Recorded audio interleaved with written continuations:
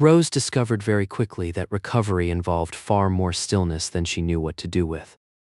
The private room Dr. Voltra had assigned her was larger than any sleeping space Rose had occupied in years.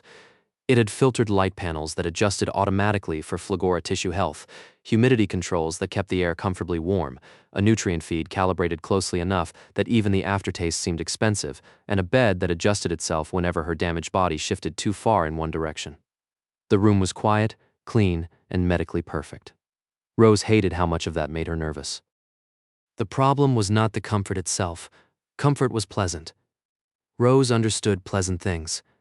She also understood that pleasant things given to slaves usually had reasons attached to them. Every improvement meant cost. Every cost meant expectation. Every expectation eventually became debt. The monitors told her she was healing. The nurses told her she was progressing well. Dr. Voltra's reports, when Rose managed to glimpse them, appeared satisfied with her recovery. None of that answered the important question of what her new owner wanted from her once she became useful again. She had asked twice. The first time, Dr. Voltra had looked offended by the question and said Rose's current function was recovery. The second time, she had said Rose was medically prohibited from doing anything valuable until her body stopped attempting to sabotage itself. Rose had thanked her both times because that seemed safest. Neither answer explained what happened afterward. By the fourth morning after waking, Rose had begun looking for work small enough to perform without permission, which became complicated. The room contained very little opportunity. The nurses kept everything organized. The machines maintained themselves. The bedding adjusted automatically. Even the nutrient containers sealed and disposed of themselves through the wall unit. Rose spent nearly an hour studying the room before deciding the supply tray near the window had been arranged inefficiently. It contained diagnostic strips, sterile cloths, sealed instrument packets, and several small containers of topical treatment. None of it was heavy. None of it seemed dangerous. All of it could be sorted properly. Getting out of bed was the difficult part. Rose moved slowly, one vine at a time, testing her body the way she had learned to test damaged equipment before trusting it with weight. Pain unfolded through her lower torso as soon as she shifted upright, but it remained manageable if she moved carefully and did not breathe too deeply. Several tendrils tightened around the edge of the bed while she lowered herself toward the floor. The first step almost failed. The second was better. By the third, she had convinced herself this was a reasonable decision. Vexa entered before Rose reached the tray. The nurse stopped in the doorway with a tablet in one hand and an expression that immediately made Rose feel as though she had broken something expensive. Vexa's ears angled backward. Her eyes moved from Rose to the bed, from the bed to the monitor, and from the monitor to the supply tray with the quick efficiency of someone reconstructing a crime scene. Rose straightened as much as her injuries allowed, immediately regretted the motion, and tried not to show it. I was only organizing the supplies, Rose said before the nurse could ask. The explanation came out too quickly, which made it sound worse. She lowered her gaze and folded several tendrils close against her body. I apologize if I disturbed anything. I can return them exactly as they were. Vexa crossed the room without raising her voice. That somehow made Rose more nervous. You're not supposed to be out of bed. The nurse set the tablet down and offered an arm, though she did not grab Rose or force her back. Dr. Voltra gave very specific instructions about movement limits, and those instructions did not include reorganizing medical supplies because you became bored. Rose accepted the help carefully. Vexa's grip was steady and professional, not rough, but Rose still found herself moving before the pressure could become firmer. I wasn't bored, She said, then immediately wondered if contradicting the nurse had been a mistake. The bed felt much farther away than it had before. Pain sharpened near one of the repaired channels, and she tightened several tendrils around Vexa's arm before she could stop herself. I wanted to be useful. The nurse's expression changed. It was a small change, but Rose noticed because noticing small changes had kept her alive for years. Irritation remained, but something else entered behind it. Recognition, maybe? Concern, possibly. Rose could not decide which interpretation was safer, so she said nothing while Vexa guided her back onto the bed and adjusted the blanket around her damaged lower body with careful efficiency. Being useful right now means not reopening surgical repairs. Vexa said while checking the monitor. Her voice remained calm, and that calmness bothered Rose because she could not tell whether it was kindness or discipline. Dr. Voltra spent several hours putting you back together. She becomes unpleasant when patients undo her work. Rose's tendrils curled inward. Will she be angry? Vexa glanced toward the door, then back at Rose. Yes. Rose went still. The nurse sighed softly and adjusted the nutrient line before the monitor could complain. Not in the way you mean. She will be angry because you are injured and decided to walk across the room without clearance. She will probably insult the decision, the room, the bed, the concept of supply trays, and possibly whatever ancestor first convinced your species that moving while injured was acceptable. Then she will check your scans, complain about the scans, adjust something that did not need adjusting, and tell you not to do it again. Rose listened to the explanation with increasing uncertainty. The description sounded like anger. It did not sound like punishment. That distinction was difficult to trust. I can apologize to her. You probably will. Vexa said while picking the tablet back up. She looked at Rose for a moment longer than the medical check required. She probably won't understand why. Dr. Voltra arrived 11 minutes later. Rose knew because she had spent all 11 minutes watching the door while trying to keep her heart rate low enough that the monitor would stop revealing things. It did not cooperate. The machine had no loyalty at all. By the time the door opened, Rose had arranged herself carefully against the pillows, folded her tendrils neatly, and prepared an apology that admitted fault without sounding like an excuse. The preparation abandoned her the moment Voltra entered. The doctor filled the doorway. She always did. Voltra's presence had a way of making the room smaller, as though architecture reconsidered itself around her. Her dark medical coat hung heavily from her shoulders. Surgical tools lined her belts in practical, dangerous arrangements. Blue feathers caught the filtered light in sharp flashes as she crossed the room. Her expression suggested that something in the universe had disappointed her and she had already chosen a suspect. Rose lowered her gaze immediately. Voltra noticed. Vexa noticed Voltra noticing. Neither chimera commented on it. What exactly did you think you were doing? Voltra asked while taking the tablet from Vexa and reviewing the readings. The question came out sharp enough that Rose flinched, despite her best effort not to. Voltra's eyes flicked from the monitor to Rose, then narrowed slightly as though the flinch had created a second and entirely separate problem. You have partially reconstructed vascular structures, ongoing tissue regeneration, and a recovery plan written in very simple language for precisely this reason. Rose clasped her tendrils together. I apologize, Doctor. I was trying to organize the supplies.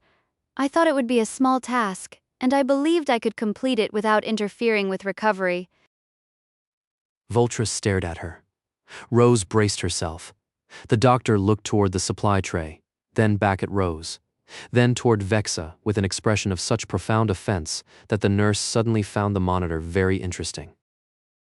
She was organizing supplies. Vexa remained focused on the display. That was her explanation. The supplies? Voltra said, her eyes narrowed as she shifted her gaze to Vexa. Yes, doctor. The nurse's practiced reply remained calm, but her eyes remained fixed on the tablet. Voltra turned back toward Rose. The anger was still there, but it had shifted into something harder to understand. Those supplies are already organized. Badly, yes, but within acceptable hospital standards. More importantly, they are not your supplies. They are not your responsibility. You are not employed by the supply tray. You are not being evaluated by the supply tray. The supply tray does not care whether you prove yourself to it. Rose blinked. That had not been one of the punishments she had imagined. Voltra stepped closer and began checking the surgical sites with brisk precision. Her claws were terrifyingly sharp, but her hands were careful. That contradiction kept catching Rose off guard. Everything about the doctor suggested violence until she touched a damaged area, and then the motion became controlled enough that Rose barely felt pressure. Pain. Some? Rose admitted after a moment. The answer felt dangerous, but lying to a doctor seemed more dangerous. Less than before. Voltra made an irritated sound while reviewing the scan. That is not a measurement. Patients insist on describing pain as though poetry will help me quantify it. Vexa, update the scale prompts. Apparently, numbers remain too advanced for the injured. Vexa entered the note without looking up. The current prompts already ask for a number. Then make them ask better. Voltra hissed. Rose watched the exchange cautiously. Voltra sounded angry. Vexa sounded accustomed to it. Neither reaction quite matched the punishment Rose had expected. The doctor continued examining her repaired tissue, adjusted the recovery support around her torso, and then increased the stabilizer field near the bed. Each motion was efficient. None of them were gentle in the comforting way. Some nurses tried to be gentle, but none of them hurt. You will not attempt to work again until medically cleared. Voltra said while closing the scan. Her voice remained sharp, though the words themselves were not cruel. You will not organize supplies. You will not assist nurses. You will not lift anything heavier than the blanket. You will not decide that boredom is a medical condition. If you feel an overwhelming need to be useful, you may perform the valuable service of remaining in bed and allowing my surgical repairs to continue existing. Rose swallowed. Yes, doctor, I understand. Voltra's ears angled backward. Do you? Rose hesitated, which was the wrong thing to do and also the only honest thing available. I think so. The answer appeared to surprise Voltra. Vexa looked up from the tablet, and for one brief moment the room became quiet in a way that made Rose regret speaking. Then Voltra leaned closer, not enough to threaten but enough to make Rose very aware of her size. Explain it. Rose stared at the blanket. Her tendrils tightened around each other again. You purchased me while I was injured. I'm receiving treatment, housing, food, and equipment. Those things have value. I have not provided value in return since waking. If I remain useless too long, I become a poor investment. She kept her voice steady because shaking would make the explanation sound emotional instead of practical. I understand you want me healed. I'm trying to make sure healing me remains worthwhile. Vexa stopped typing. Voltra went very still. Rose realized, several seconds too late, that she had said too much.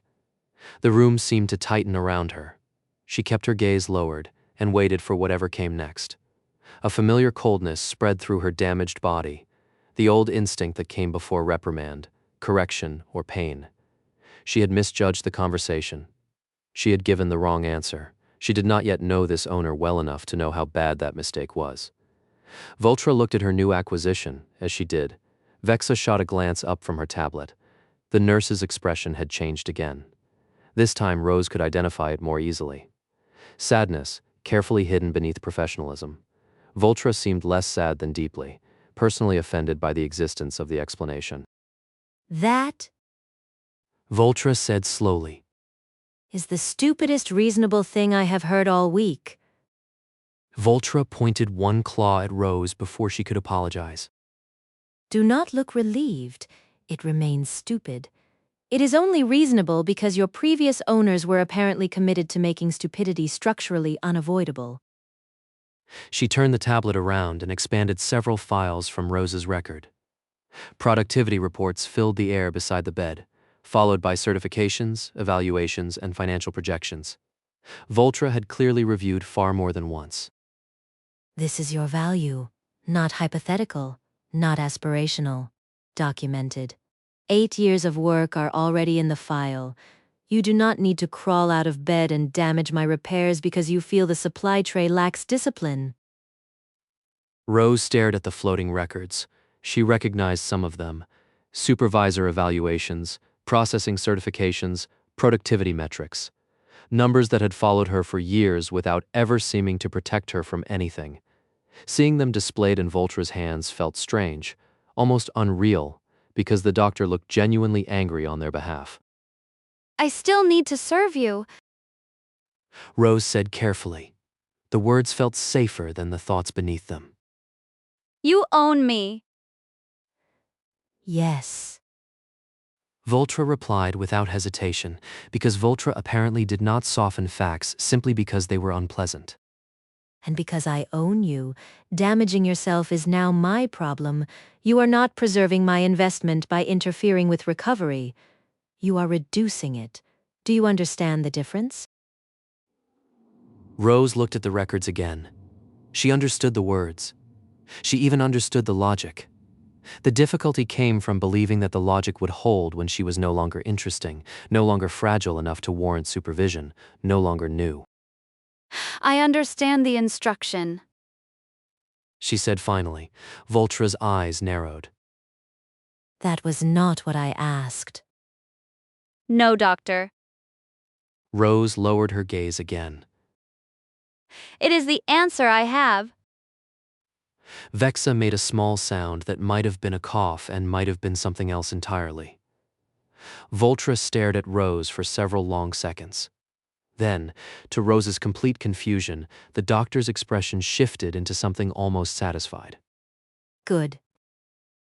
Rose did not understand what had been good. She had contradicted her owner. Badly, possibly. She had failed to give the requested answer.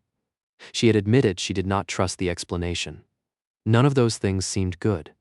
Yet Voltra looked less angry than she had moments before. Accurate answers are useful. Voltra said while closing the files.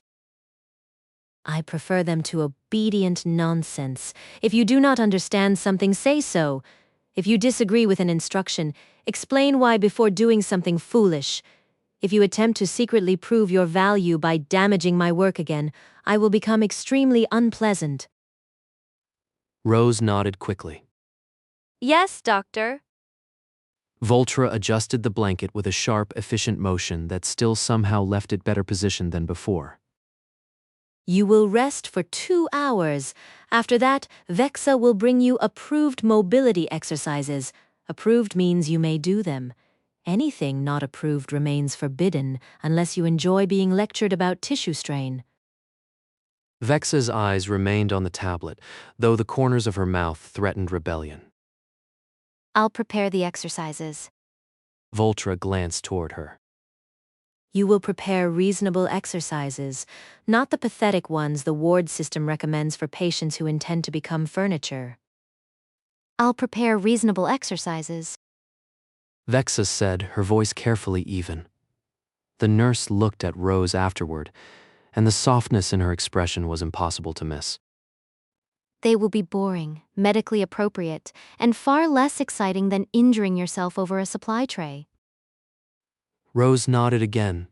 This time the motion felt less automatic. The fear remained. It had not vanished because one conversation had ended strangely instead of badly. Voltra was still enormous. Voltra still owned her. Voltra still sounded angry even when making sure she was comfortable, yet the expected punishment had not arrived. No blow, no deprivation, no threat of disposal. Instead, she had been scolded for risking her recovery and ordered to rest as though rest itself had become a duty. The confusion lingered after Voltra left the room. Vexa stayed behind to check the lines and silence a monitor that had begun complaining about movement stress. Rose watched her work, then looked toward the door where Voltra had disappeared. The question formed before she could decide whether asking it was safe. Is she always like that? Vexa glanced toward the door. Her ears shifted in a way Rose could not yet read. No. Rose's tendrils curled slightly as she asked. Was she angry? Yes. Vexa replied as she looked back at the tablet. Rose waited for the rest of the explanation. Vexa seemed to consider several possible answers before choosing one that was careful but not dishonest. Dr. Voltra is almost always angry about something. Vexa said while adjusting the nutrient line. Today, she was angry because you frightened her. Rose stared at the nurse. That answer made even less sense than the conversation. Vexa's expression softened further, though her hands remained busy with the equipment. She will never say it that way. I doubt she understands it that way, but yes, you frightened her. She bought you because she thought you were valuable, spent several days making sure you survived, then walked in to find you risking the repairs she made. To Dr. Voltra, that is infuriating. Rose looked down at her tendrils. I didn't mean to frighten her.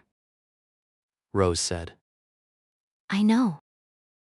Vexa said there was a long pause before Rose finally spoke again. Her tone was far softer than before.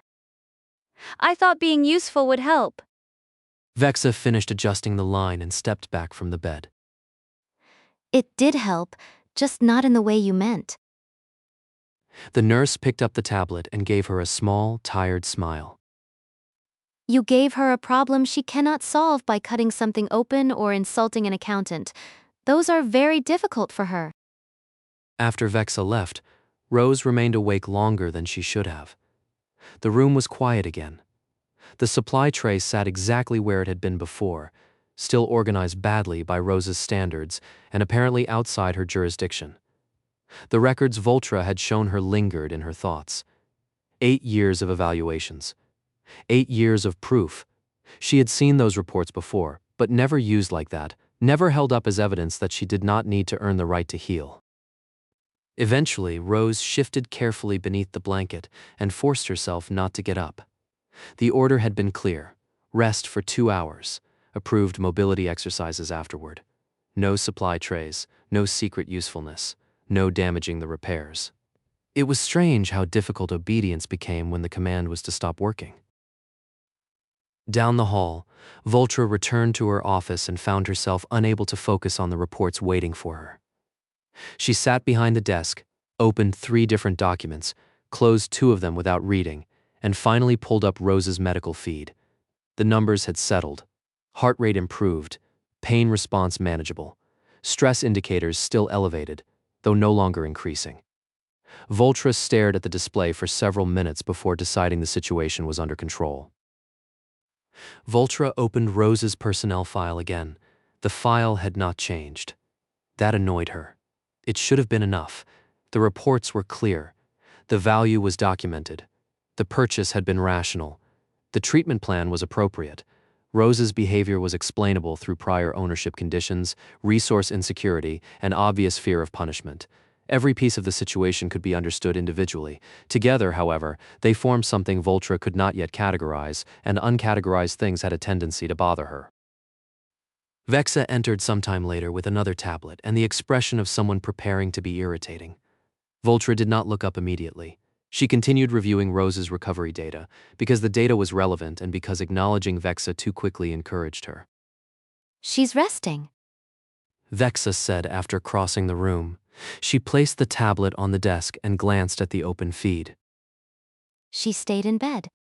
Voltra made a low sound of approval. Excellent. She is capable of following instructions when those instructions are explained in sufficiently brutal detail. Vexa looked at the feed, then at Voltra, then at the personnel file still open beside it. You were gentle with her. Vexa noted. Voltra's head lifted slowly. She glared at Vexa and scoffed. I was not gentle. Vexa's ears angled backward, though her expression remained professionally neutral in a way that suggested great personal effort. For you, doctor, that was practically a lullaby. Voltra stared at her nurse. Vexa stared back with the calm resignation of someone who had already accepted the consequences of speaking. The silence stretched. Somewhere on the wall behind Voltra's desk, the poster of Nyx still contained several scalpels from earlier incidents. Vexa's eyes flicked toward it once, then back to Voltra. The nurse left before Voltra decided whether throwing something would prove or undermine her argument. Voltra remained seated behind the desk, deeply offended by the accusation. Gentle. The word was absurd. She was not gentle, she was practical. Rose was injured. Injured assets required maintenance.